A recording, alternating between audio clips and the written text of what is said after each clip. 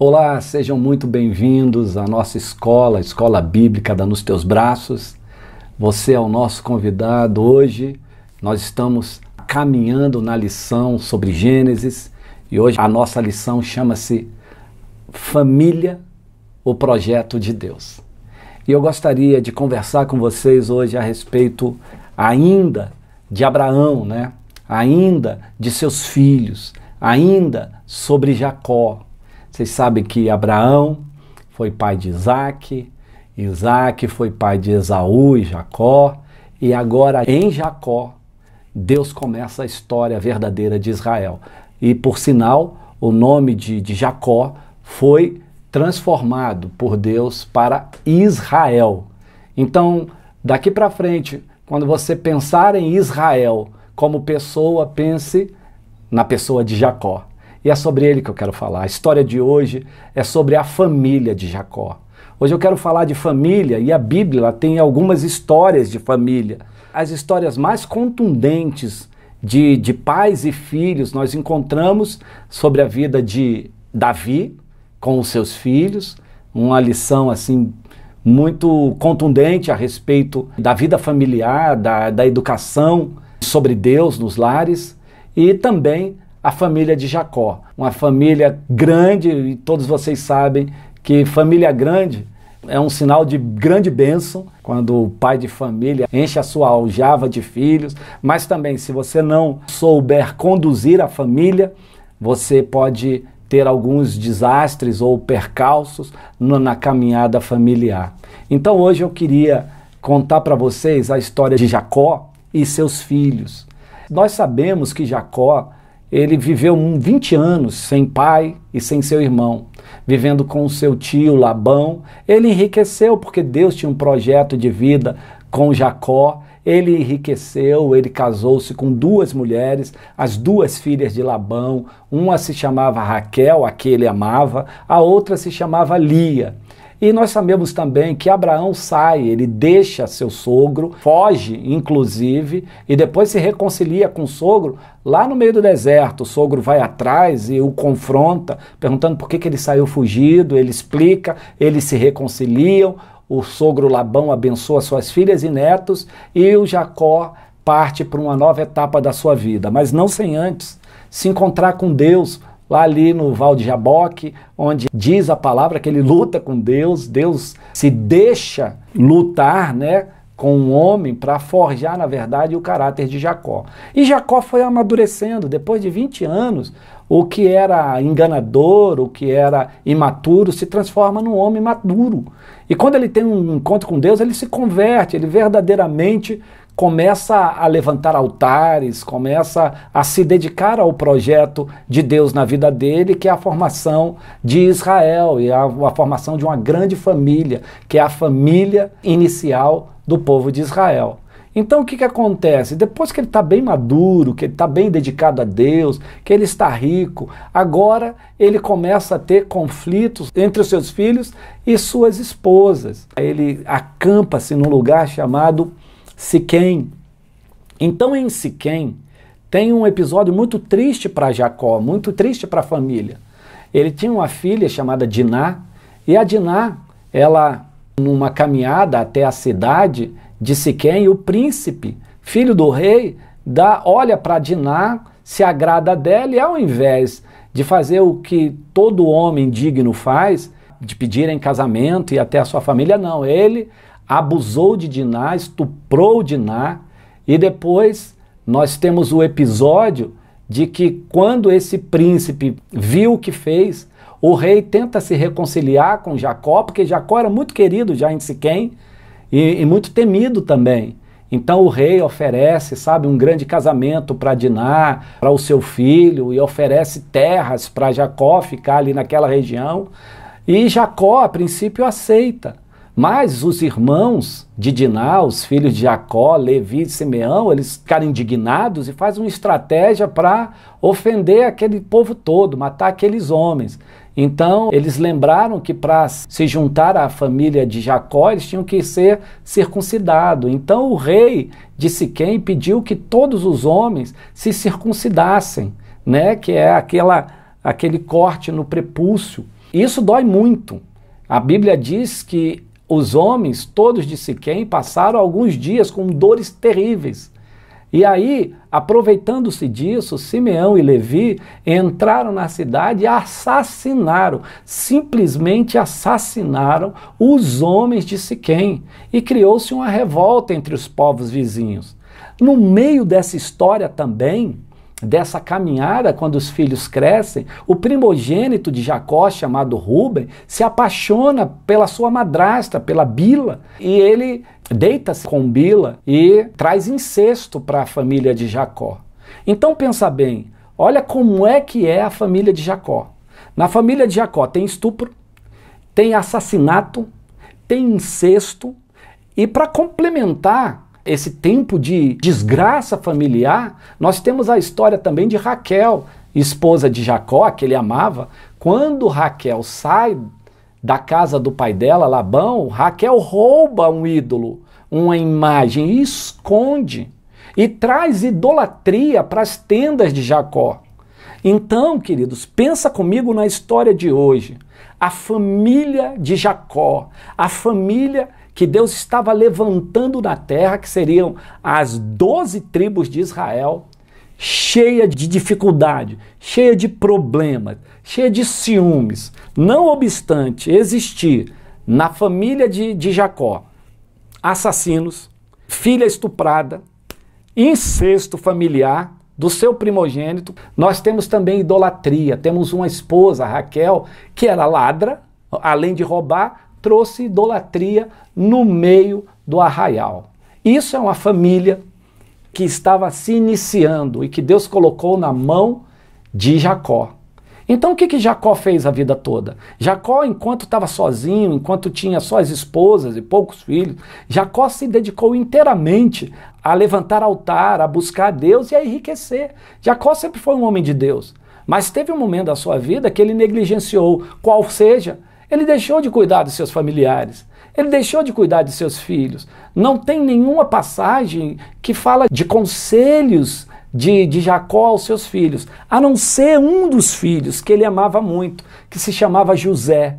A José, ele, além de dar todo o seu amor, ele viu em José do Egito, posteriormente o segundo no reino do Egito. Ele percebeu que José tinha habilidades para administrar, para contar, porque Jacó não era analfabeto, Jacó conhecia muito bem, mas os seus irmãos, os irmãos de José, não, eram pastores, mais simples. José não, José aprendeu muito rápido a contar e administrar bem. E o pai, além de amá-lo muito, o pai entregou a ele parte da administração do gado, né? Tanto que isso gerou entre os irmãos um ciúme que lá na frente vai fazer com que os irmãos entreguem José ao Egito.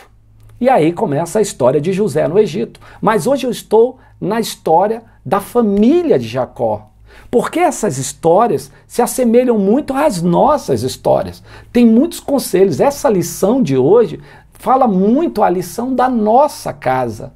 Então, quando o Jacó, ele dá somente o amor a José, porque era filho da esposa que ele amava, ele negligencia o amor, o carinho e o fato de que os seus outros filhos também tinham outras habilidades e deviam ser trabalhados também. Mas assim não foi.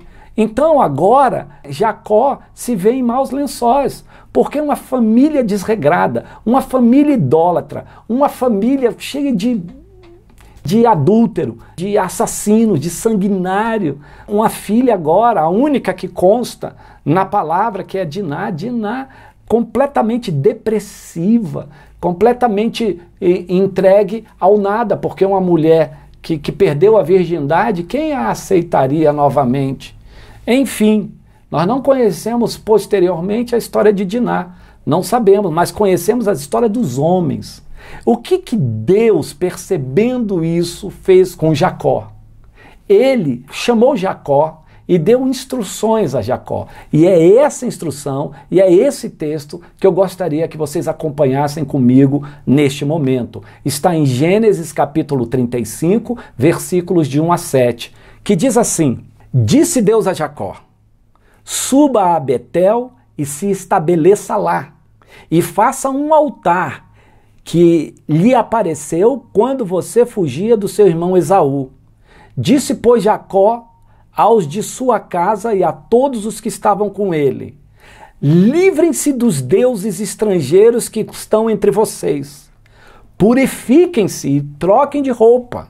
Venham, vamos subir a Betel, onde farei um altar a Deus, que me ouviu no dia da minha angústia e que tem estado comigo por onde tenho andado. Então entregaram a Jacó todos os deuses estrangeiros que possuíam, os brincos que usavam nas orelhas, e Jacó os enterrou ao pé da grande árvore próxima a Siquém. Quando eles partiram, o terror de Deus caiu de tal maneira sobre as cidades ao redor que ninguém ousou perseguir os filhos de Jacó, e todos os que com ele estavam chegaram à Luz, que é Betel, na terra de Canaã.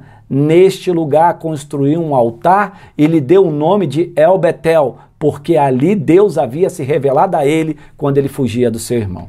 Queridos, neste texto nós estamos encontrando Deus aparecendo para Jacó e lhe dando uma ordem. Ora, um caos na família. Jacó com seus filhos, todos com problemas. Por que eu digo isso? Porque por causa de Raquel a idolatria entrou. E ali muitos de seus filhos e das famílias tinham deuses estrangeiros. Tinham imagens de deuses. Tava terrível.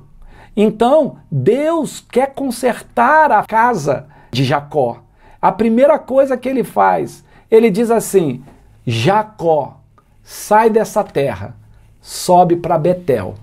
Betel se chama Casa de Deus. E de Siquém a Betel tinha uma razoável distância, mas o Jacó prontamente ouviu, arrumou sua casa e aceitou subir para Betel. Essa é a nossa primeira lição, meus queridos. Subir para Betel, subir para a casa de Deus. Nós estamos vivendo um tempo em que a igreja tem experimentado um grande poder de Deus nessa terra. Mas também estamos vivendo uma geração das mais pervertidas, das mais difíceis de se viver em família. Por quê? Porque os filhos estão sendo desafetuosos, os pais estão negligenciando, a família está sendo destruída. Você pode contar quantas famílias que estão dilaceradas, quantos pais estão nas igrejas e seus filhos não. Quantos filhos estão na prostituição, nas drogas, nos vícios? Quantos estão muito longe de Deus? Dessas tragédias bíblicas, elas estão na Bíblia para nos mostrar alguma coisa. Nossas famílias, a família do tempo que nós estamos vivendo e de todos os tempos, e tem tudo isso. Tem desordem, tem idolatria, tem perversão. E nós temos um jeito de arrancar tudo isso. Em primeiro lugar, os sacerdotes precisam ser levantados, os homens. Meus queridos, você homem, pai de família que está me ouvindo agora, toma a rédea da sua casa, toma o sacerdócio do seu lar. É o homem que toma a decisão. Eu sou um pastor de igreja de muitos anos e tenho visto as mulheres enfrentando problemas sozinhos, as mulheres tomando decisão de interceder, de orar, de chorar, e temos visto muitos pais à mercê do que é vida com Deus, muitos pais que têm a prerrogativa de abençoar seus filhos, de clamar pelos seus filhos dormindo. Então está na hora de despertar, como está escrito: desperta, ó tu que dormes, sacerdote, se levante, porque você precisa tomar uma decisão no seu lar. E a primeira decisão que Deus fez com que Jacó tomasse foi: sobe para Betel. Então a primeira lição hoje, então, é, meu querido, a sua família precisa estar ajustada. Mas onde? Em Betel, na casa de Deus.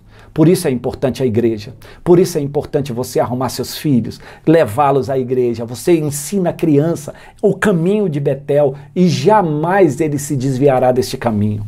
O que a gente percebe hoje é que pais, eles estão deixando seus filhos agirem conforme a sua vontade.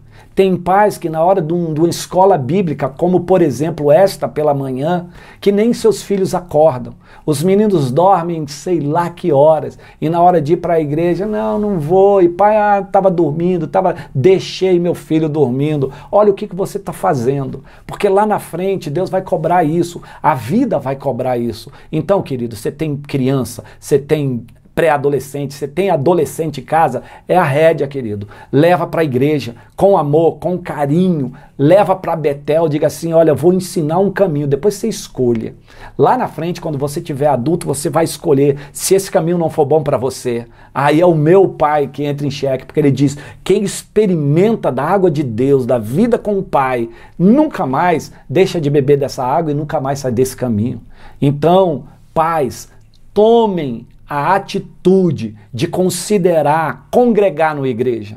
Não caia nessa de ser um desigrejado, não caia nessa da anti-igreja, de dizerem que a igreja não presta mais, que a igreja é a igreja de homem, que a igreja agora é capitalista, que a igreja é isso, que a igreja é a salvação dessa terra, porque a igreja ela tem um grande princípio, ela tem um centro que se chama Jesus, que é a salvação, e os ministérios, o ministério quíntuplo de Jesus, qual seja o apostólico, o profético, o evangelístico, o pastoreio e o de mestre, eles funcionam dentro da igreja, dentro da Assembleia dos Santos. Então o melhor lugar para você estar com a sua família chama-se Betel, chama-se Casa de Deus, e a maior representação da Casa de Deus hoje nesta terra chama-se igreja. Então Deus está chamando, volte para a igreja, povo, venha para a casa do teu pai, congregue, traga seus filhos, não fique de fora, não aceite menos do que isso. Amém? Agora temos uma segunda lição. A segunda lição que Deus dá é, Deus manda Jacó habitar em Betel. Não é só ir a Betel, agora o Jacó tem que morar lá. Tudo que ele tinha em Siquém, tudo que ele tinha adquirido, terras, Deus falou, deixa aí e morem em Betel. Mais do que visitar uma igreja, meu irmão, mais do que ir participar de algumas atividades, é você ser inserido nela, é você fazer parte do corpo, é você se sentir membro do corpo. O morar aqui, espiritualmente falando, é você ser ativo, ser ativado numa congregação, ser ativado numa igreja. Eu estou ali, não somente sou um dizimista ou que ajuda em alguns segmentos, eu faço parte daquela história, eu faço parte daquele ministério, eu faço parte, sou importante, uma peça importante, eu respiro junto com aquele ministério. Então, mora onde Deus está, meu irmão. Morar todos os dias, é orando, é buscando, estando nas atividades, participando dos desafios da igreja. Então, Jacó, Deus mandou, sobe e mora lá. Não tem outra coisa, tem que morar lá, tá bom? A terceira lição é que Deus fala assim, olha, não só subir, não só morar, mas quando chegar, erga um altar. Esse altar é um memorial. O altar de Deus é uma reconstrução do nosso coração. Quando você levanta um altar, é como se você estivesse reconstruindo a sua vontade, o seu desejo, a característica do teu coração de ser um adorador. Está na hora, igreja, da gente se levantar, está na hora dos intercessores se levantar, está na hora da gente se reunir em oração, está na hora da gente entender que Deus vem ou buscar sua oferta ou deixar sua bênção nos altares. O teu coração é um altar. A gente canta muitas vezes, Senhor, se assenta no altar. O altar de Deus deve estar dentro do nosso coração. E se Deus, ele pode entrar no seu coração, é porque verdadeiramente ele encontrou espaço dentro dele. Erga um altar, meu irmão. Erga um altar. Um altar, diga assim, a partir de hoje eu mudo, a partir de hoje eu me ofereço a Deus, a partir de hoje eu me entrego ao Senhor. Você precisa reconhecer isso. A quarta lição que Deus faz para Jacó é assim, faça isso. E sabe o que Jacó fez? Obedeceu. A quarta lição não é saber só o que Deus está falando, é aceitar o que Ele está falando. Meus irmãos, tem gente que gosta da palavra, conhece a palavra, mas não vive a palavra. Pois o Tiago, ele disse assim, tornai-vos, pois, praticantes e não somente ouvintes da palavra. O que acontece é que nós sabemos para onde a gente deve ir. Você que está sofrendo aí, você que está depressivo, você que está emaranhado com o mundo, você que está assim, fraco na fé, é evidente que se você conheceu a Deus, você sabe para onde você deve ir, para Betel. O problema é obedecer. Porque tem pessoas que dizem assim, entendi, Senhor, mas eu não consigo, porque a carne é fraca. Eu costumo dizer e reafirmo aqui, a carne é fraca mesmo, mas ela é muito fraca. Mas essa fraqueza da carne, ela não é um álibi para você continuar no pecado. Não, ela é um poder de Deus para você vencer no espírito. Ora, porque se a carne é fraca na luta contra o espírito é que vence, o teu espírito vai sempre vencer a carne. Por isso que Deus deixou a carne ser fraca. Porque ela é fraca não para te derrubar, ela é fraca porque você tem o poder no Espírito e pelo Espírito Santo de vencer essa carne. Então quando você disser assim, olha, eu não vou porque a carne é fraca, você está confundindo, se confundindo. A palavra fraqueza da carne é uma força para você derrotá-la. Então a melhor coisa que se tem de fazer quando Deus tem um projeto na nossa vida, tem um plano, é obedecer o que Ele quer, é obedecer o que Ele está mandando. Não é fácil deixar Siquém e partir para Betel, não é fácil deixar tudo que você construiu no mundo para voltar-se para Deus, mas você precisa obedecer a palavra do Senhor, e assim Jacó fez. Como um homem maduro, ele obedece a Deus, ele obedece ao Senhor. E por último, o que Jacó fez? Nós estamos falando de família, gente. O Jacó era sacerdote. Ele decidiu limpar a sua casa, porque Deus deu essa ordem. Então o que ele faz agora? Ele conversa com a família. A última lição nossa é comunicação. Sabe, queridos, nós precisamos conversar mais com os nossos filhos. Nós precisamos convencê-los. Quando eu digo assim, o menino está dormindo, eu não vou, não é pegar no cinto a força e levá-lo, mas é comunicação, conversar, mostrar a ele que Betel é luz para a vida dele, que a casa do Senhor é uma bênção e ele só verá isso lá na frente. Então, a comunicação é tudo. O que Jacó fez? Jacó disse assim, meus filhos, Deus mandou a gente subir para Betel e nós vamos. Deus mandou a gente morar em Betel e nós vamos. Deus mandou a gente levantar um altar e nós vamos. Então estou comunicando a vocês. Em primeiro lugar, largue os ídolos. Olha como Jacó tinha a noção de que tinha idolatria na sua família. Queridos, na nossa casa, nas famílias de nossos parentes, tem muita idolatria. Espero que não tenha na sua. O que é idolatria? É só imagem? Não, é tudo que afasta de Deus. Eu costumo dizer que idolatria é tudo que troca a convivência com Deus com a convivência no mundo.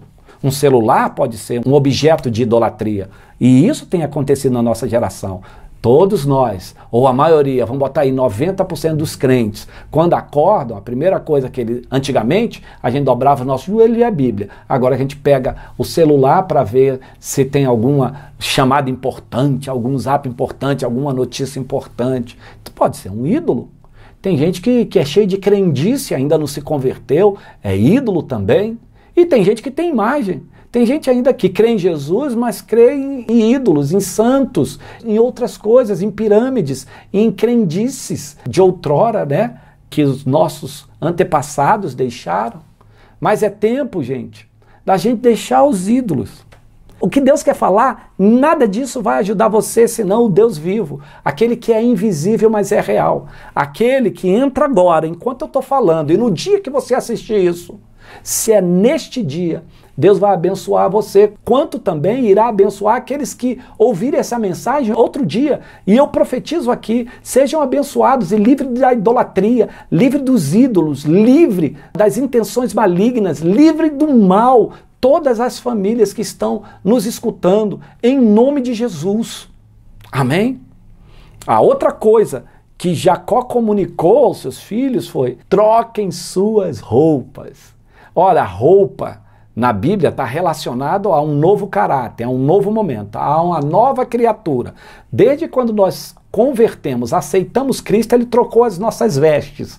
Ele nos colocou vestes de salvação. Mas tem outras vestes que a Bíblia fala, vestes de louvor, né? Ao invés de espírito angustiado, quando nós formos encontrar com o Senhor Jesus para a festa das núpcias, nós vestiremos uma outra roupa, uma roupa de núpcias. Essa roupagem está tão direto ao caráter, tão direto a uma nova vida, a uma nova fase, a um novo ciclo. Então, o Jacó fala, troca de roupa, meus filhos. Está na hora de trocar de roupa. E eu chamo todos vocês, chamo a igreja, chamo você que me ouve, você que não é cristão, você que talvez não tenha fé em nada. Troque de roupa hoje.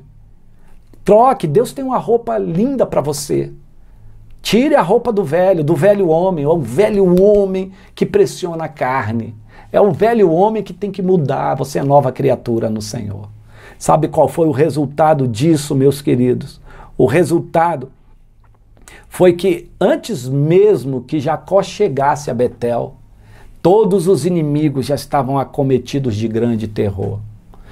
Jacó, ele levanta altar em Betel, ele vê a sua família se restaurando. Não obstante, outros problemas vão surgir, como por exemplo, a venda de José ao Egito, mas isso tudo tinha um propósito de Deus. Mas Deus vem arrumar nossa casa. Sabe? Vai ficar tudo bom de hoje para amanhã? Pode ser que fique, mas a caminhada do Senhor é gotejando. Então hoje você faz um compromisso, levanta um altar, hoje você muda as vestes da sua casa, dos seus filhos, a sua esposa, hoje você lança fora a idolatria, hoje você levanta um altar, isso quer dizer entrega o seu coração, se prostre diante do Senhor e certamente todas as demais coisas serão acrescentadas na sua vida. Porque se você fizer isso, voltar para a igreja, para Betel, ouvir a palavra do Senhor, passar a conviver em família, deixar os ídolos, mudar de roupa, isso quer dizer buscar em primeiro lugar o reino do Deus vivo, o reino dos céus. E tudo vai ser acrescentado. Sua vida vai sair bem, você vai se dar bem. Não profetize o caos. Mesmo que a gente esteja vendo o caos, como nós estamos vendo num tempo de muita pandemia, um tempo de muitas mortes, não profetize o caos, porque se você acreditar no Deus de Betel, na casa de Deus, na doutrina dos céus, na comunicação do Espírito Santo, no poder que há no nome de Jesus Cristo, certamente você vai ser um vencedor, não sozinho, juntamente com seus filhos, com sua família, porque certamente eu e minha casa serviremos ao Senhor, disse Josué. Eu digo aqui diante de vocês, eu e a minha casa serviremos ao Senhor. Então profetiza hoje na sua casa, levante sua mão e diga, eu e a minha casa e toda a minha casa serviremos ao Senhor. Amém, queridos? Essa é a mensagem de hoje. Que Deus te abençoe poderosamente, que as virtudes dele entrem no seu lar e que Deus abençoe a sua vida rica e abundantemente. Até a próxima.